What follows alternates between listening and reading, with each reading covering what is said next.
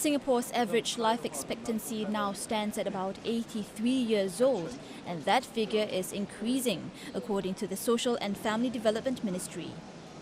A recent study by the Institute of Mental Health also showed that 10% of those aged 60 and above are susceptible to dementia. To help Singaporeans plan ahead, the Mental Capacity Act, which was introduced in 2008, introduced the Lasting Power of Attorney, or LPA.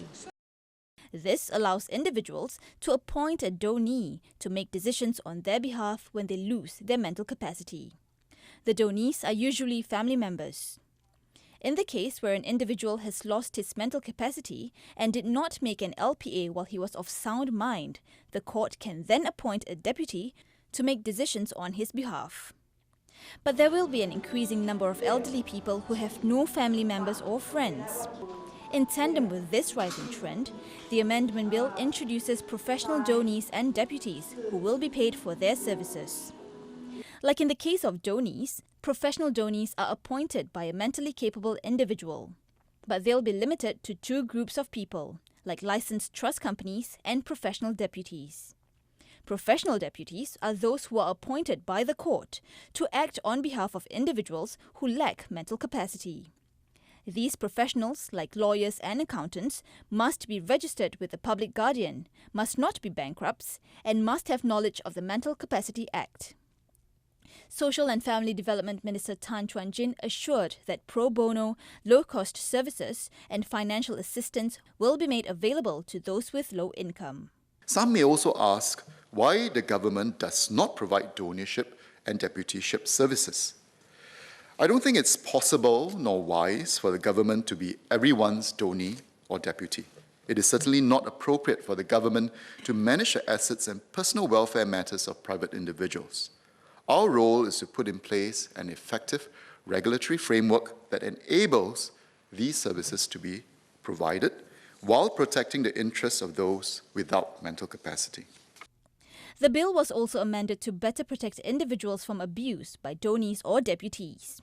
It now allows the court to revoke the powers of a donee or deputy if there is a significant risk of abuse.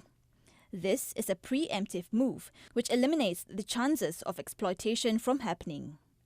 The court can now also suspend the powers of a donee or deputy without even having to apply to revoke them. To better illustrate this, Mr. Tan cited the example of former tour guide Yang Yin and Madam Chung Kin Chun.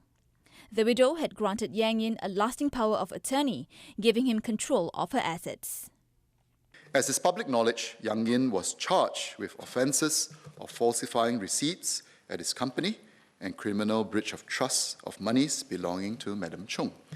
In these kinds of cases, there is a cause for concern because a donee has been charged with an offence involving fraud and dishonesty, and there's a risk of the donor's property being dissipated if nothing is done.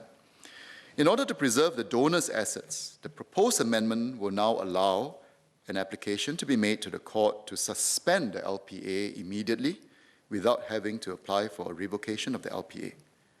Once the investigations are complete, and if the donee is eventually convicted of the offences, the court may then revoke the LPA.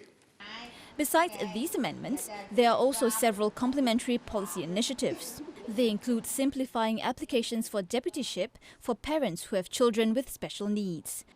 A pilot project was started with Minds, and it has seen 3 cases so far.